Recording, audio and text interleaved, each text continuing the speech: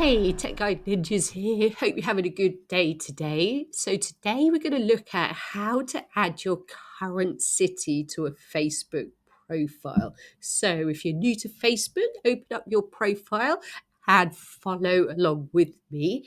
So there are a few ways to do this. You can see I've got a tab saying edit profile. So I can do it from there, or I can scroll down and I can click on about, and then I can click on personal details on the left hand side.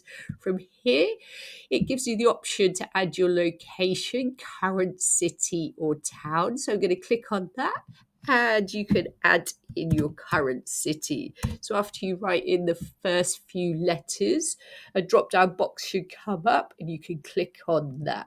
So when you're happy, you can click save, and that will be saved to your profile. So you can choose to share it on your feed or not. If you want to let people know you've updated it, it's up to you. So I hope that was helpful. Please give the video a like and subscribe to the channel, and I will see you soon.